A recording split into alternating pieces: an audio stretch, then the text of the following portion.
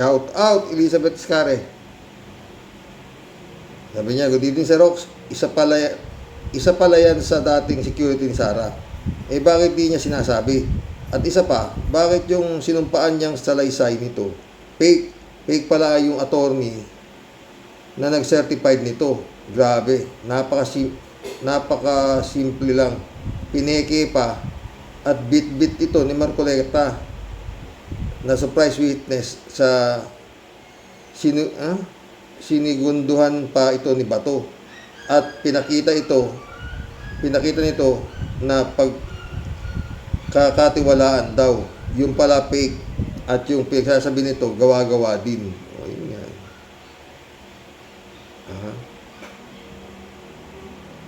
Librado Ludovico, shout out. Blessed Sunday morning, Kasani and 2 warriors watching from Edmonton, Alberta, Canada. God bless po. Stay safe and healthy. Inilabas ng Justice ano ang kasunod? Magtiis ang taong bayan kung may dadamputin yung kaso na inilatag ni Sentry. Hanggang ngayon, tulog. Eh di alam na this another tulog. Yan ang hustisya sa Pilipinas. Pusad pagong. Totoo. Pagong. Mabilis pa yung pagong. Usad, uod. Kadat ni Baya, shout out. Eddie Luna, shout out. Ay, hello Karox, dapat talian nilang pagkakaso ng NBI at iba diyan lalabas na ng bansa. Ang iba magtatago na, lalabas lang pagdugo na ng presidente. Huwag kayong pabagal-bagal. What? Elizabeth Scare ulit to. Ito mang nangyari kay Digong, ano yan? Nagdadrama ba sila? At pinapalala nila para di matuloy ang kaso nito. At kaawaan siya. Yan ba ang dapat kaawaan?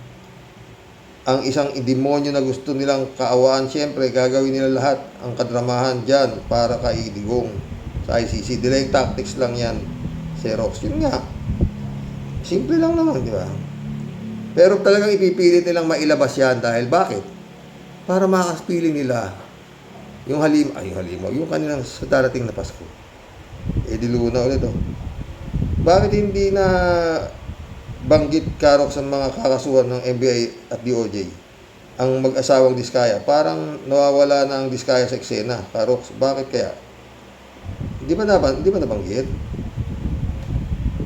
Eddie Luna, kala mo Karox, Totoong-totoo, ano, Karox?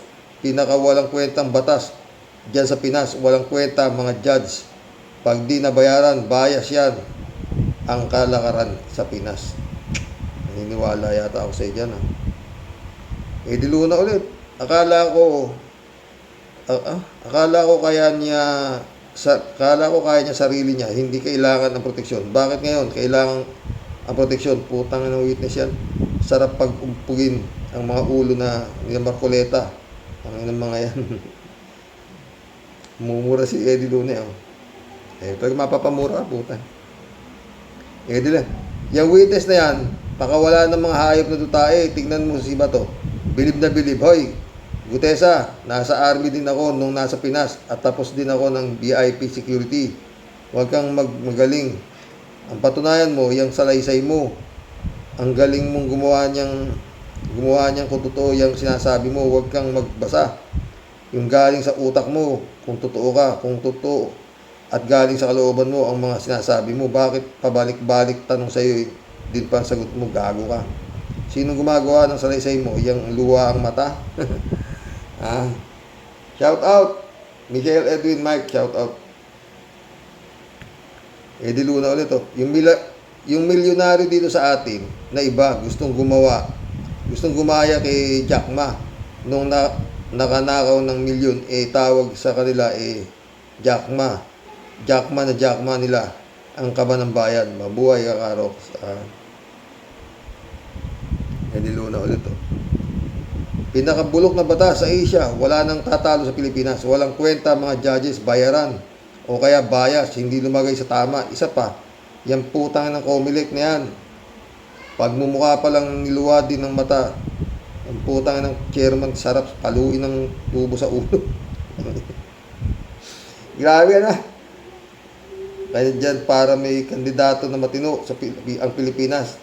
Ang ina mo. Galit na galit, elo. Ikaw naman, kaya na yun. Wala tayong galitan. Talagang martial na lang kailangan eh. Mga PMAyer na matitino, umalaw na kayo. Pera si Magalong. Bata rin ang politiko. Dapat mga military, hindi kayo nagpapasakop sa politiko. Para si Taure ng Africa, oh. Niluna ulit Karoks.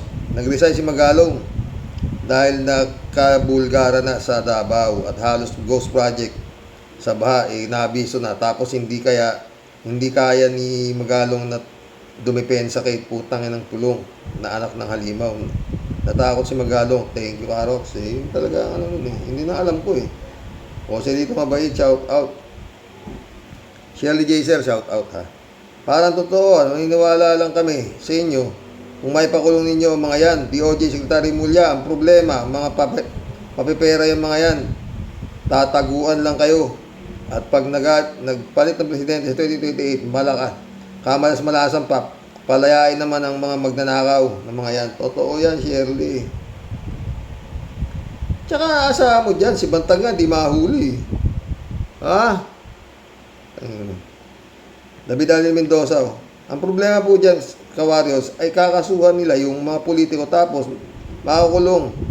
Tapos mapapawalan sala, tapos iboboto ulit. Dapat po kasi kapag kumandidato yung mga kinasuhan, ay may malaking billboard sa EDSA, NLEX at SLEX na nakapaskil ang mga mukha nila at may nakasulat na tandaan ang mga mukha nitong nakasuhan dahil sa Napoles scam, flood control scam para ipaalala sa mga kababayan natin na may sakit nakalimot. Totoo yan. Sumagot ni Shirley. Exactly. Ang problema nga po, sir, ay si Kumulekta. Pinapayagan pang kumandidato kahit mga kurap. Dapat ibitin ng patiwarik niya nasa Comelec. Babaw naman, bitin ng patiwarik. At laglag yan sa babaw ng bulkan. David Toledo, blessed Sunday, Karoks. Nagkwentuhan pa pala yung dalawang kalbong senador na si Bato at Makolekta. At ipinagmalaki pa nito si Bato na dapat daw ay sa Philippine Marines siya. Kaso nabutot niya daw ay PNP. Swerte mo nga, Bato, at di ka napunta sa Marines at baka di mo nakakilala si Digong. Kaya nga, parang tanga si Bato. Kaya ka napunta dyan sa PNP. Diyan ka nilagay ni Taning para makita mo yung si Tanas. Diba? Dapat lahat ng tauhan ni Duterte. Freeze ang account niyan. Dapat yan, i-lifestyle check lahat yan. Sigurado, lahat ng dumikit dyan, bilyonaryo. Oh, Sierra J, sila dito. Grabe tawa ko, Karok, sa testigo ni Marcoleta. Halatang tinuruan lang. Hirap niyan yung minamanduhan ka lang. O, diba? Friend Shervin Sapeda, shout out. Christian Sen, July 7, Alcantara, shout out sa inyo mga bossing. Annalisa Apolinar, shout out. Eman Escalona, Renami Bingson, Dolor Garcia, Adoracion Di Maranan, shout out. Sabi ni Tia Delio, Serox, di ba ang sabi nga natin, ano pa po ba ang iniintay ng mga walang kamatayan? Puro na lang daw po listahan ng mga kakasuhan. Ay, nako, Sir Rox. Tia Deli po ay talagang utang-utana po. Sa puro na lang po ganyan. Nako. Sir Blackjack, karimari-marim na po yung puro na lang listahan ang interview. Ang nakikita po namin, ano po? Napapanis na po ang mga laway namin sa puro nganga at puro sumpang pangako na lang palagi. Tayo po ang nasa front line at inaasahan na bibitay sa mga pusakal na magnanakaw. Pero sa bagal po ng takbo at andar ng hustisya, mukhang abo na lang po si Ingkong. lakay sa ilalim ng lupa.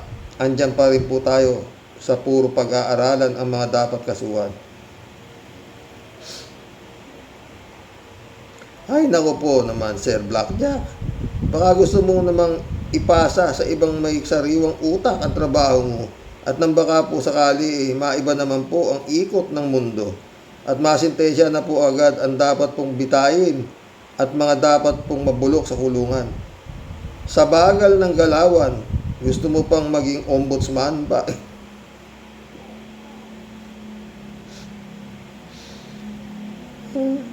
Ba sir, di kaya dapat mahiya ka naman? Oo naman. May hiya ba yun? Nakita mo naman 3 buwan lang yung anak niya Di pa nakialam yun. Tamo, dismiss ang kaso. Sumagot si 3J Siopo. Ganun talaga Pero ang pag-asa natin ay ang Diyos. Siya ang kikilos para sa atin. Makukulong at makukulong din ang mga yan. Magtiwala lang tayo sa Diyos. Si Gongdi nga, napakulong hindi dahil sa tao ang kumilos, kundi ang Diyos. Yun. Alam mo, talagang doon lang talaga tayo aasa, 3J Siopo Rodelio Alpilor, shout out. Hello po, Sir Rox. Sana po magtuloy-tuloy yan. Kasi nang nakakasuhan, nakakalaya pa, puro salita. Lalo na si Marcolecta, nakita nyo mukha niya, masahol pa sa suka. Ay Lord, sorry po. Bahala na po kayo sa aming inang bayan, sir. Isa ring palpak, nabisto agad lagot si Mukasim. Salamat po, sir. Ingat po tayo palagi. God bless po. God bless, Rodelia. Ukom Junior, shout out. Hoy, Harry Roque, umuwi ka na dito. Kamagdaldal sa Pilipinas, hurry up. Ingat, Brother Rox and your family. Ingat ka rin, Ukom Junior. Amado Galang, shout out Ano na ang nangyari sa kaso ng missing sa Bungeros, Karox? Missing pa rin. Libre-libre pa rin hanggang ngayon si Atong Ang. Natabunan na naman ang Blood Control Project anomaly. Amado. Hindi maiwan sa sunshine. Mary Lebron, shout out. Monserox, no skipping ads. Teresita Guzman, shout out Romeo Calusaw. Gandang gabi, Karox. Buko na si Marcolecta. Kaya pala todo depensa sa mga diskmaya ay nagdala ng fake witness para maligaw ang tao. May connection pala ang asawa nito sa mga diskmaya sa insurance company, kaya pala pinipilit ipasok sa witness protection program. Dapat sa'yo pinapalo sa ulo, animal ka. Nanarin pala utak mo, kaya pala ang pagmumukha mo kinusot na basahan. Konyo, isa kang satanas. Napa naman sungay. Lorna Bele, shout out. Hindi ka panipaniwala yung aksidente na yan ni matandang Fentanyl. Magaling na aktor yang matandang Duterte-ning na yan. Lahat ng kasinungalingan gagawin yan, Duterte-ning, para lang paniwalaan ng ICC. Hindi siya paniniwalaan.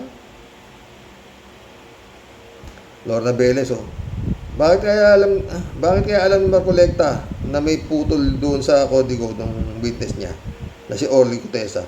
Common sense lang, ginawa ni script, binabasa ni Cutesa. Ganun lang talaga naman yun. Maril Pabianak, shout out Good day po tayo sa mga ka-warriors. Huwag naman sana puro simula, puro hearing, puro press con, puro palabas ng listahan ng pangalan. Timeline po, kailan po yan makukulong. In Jesus name, justice para sa mga ninakaw nila, ibalik sa taong bayan tulad ng mga mamahaling sasakyan. I-auction na at ipagawa yung flood control sa Bulacan kasi ngayon nila action ang mabilis. Pastor John Lagon, shout out my friend. 3J Show ulit Sir Rox, look at the bright side. Meron ng kakasuhan. Kahit pa sabihin nating mahirap ang makulong ang mga presidente na yan. Ang ating poong may kapal ang kikilos para mapanagot ang mga kriminal. Magtiwala lang tayo sa kanya. Ganun na nga.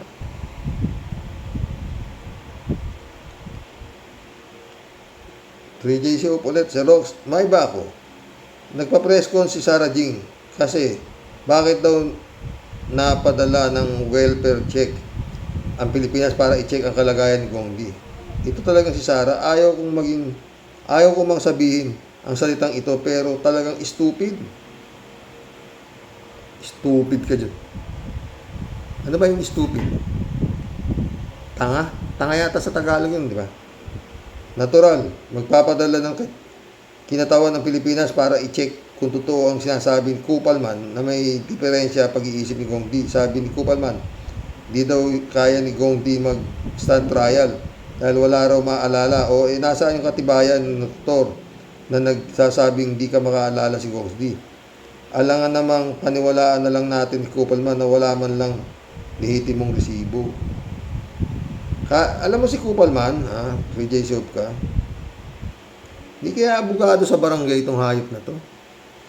J Soap pa ito. Di ba si Rox, pinapalabas si Kupman na may diferensya sa isip si Gong Di, pero presko ni Sarah, ang sabi niya, napag-usapan nila Gong Di at tungkol sa flood control scandal. Aba, napag-uusapan pala nila, di makatuwid, aware si Gong Di sa mga nangyayari, nakakonik siya sa usapan nila ni Kisara at Kitty, ayan, yung ba ang may diferensya?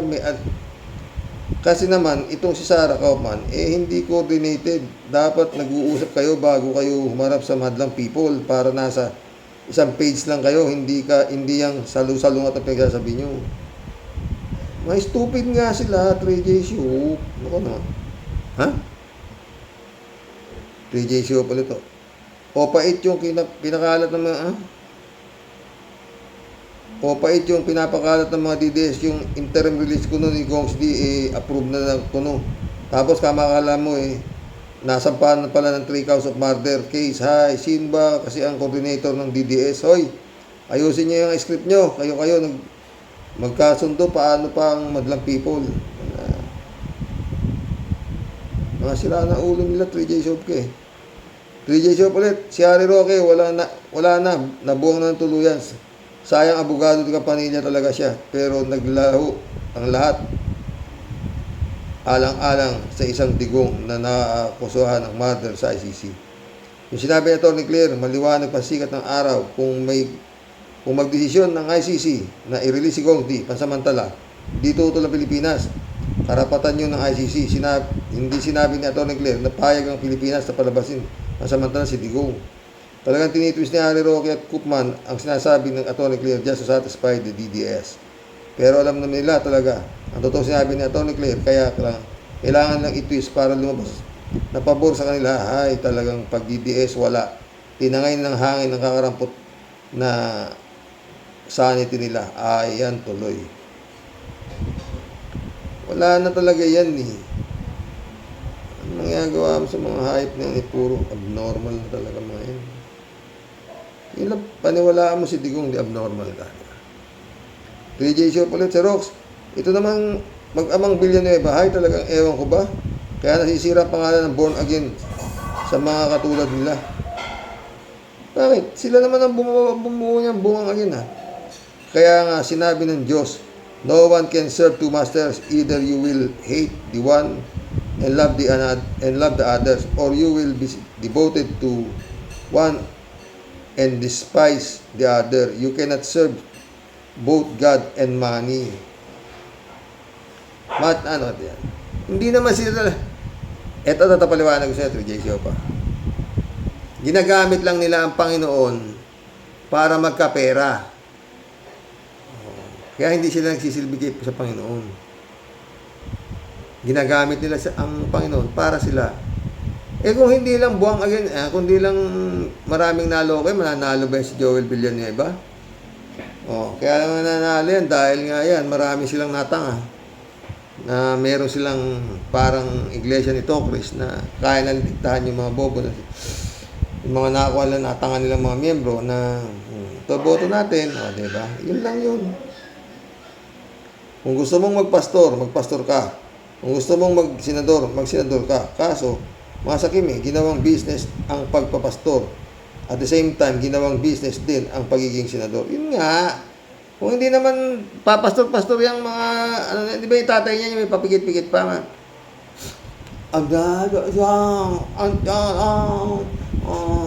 Binilang nung gago yung miyembro niya. Meron na raw siyang ilang milyon. Tinaimis niya. Tumakbong presidente. Talo. Yung tatay niya, tumakbong presidente. Talo. Oh. Nung natalo, nadaya daw siya. Ano ka susunod mo eh. Ewan ko, tradisyon.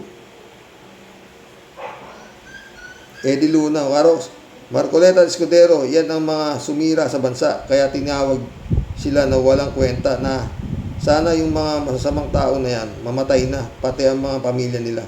Magagaling lang silang magtatalumpati, makaligtas lang sa parusa. Utangin ng mga magnanakaw sa gobyerno. Sana mamatay kayong lahat. Ay nako, Diyos ko, naubos. Mission accomplished mga boss. Hanggang bukas mo muli. Bali magiging ano to. Parang naging dalawang ano to eh. Pero pag dumating yung mga anak ko, naputol kasi. Good night. God bless. Lord, maawa po kayo sa Pilipinas.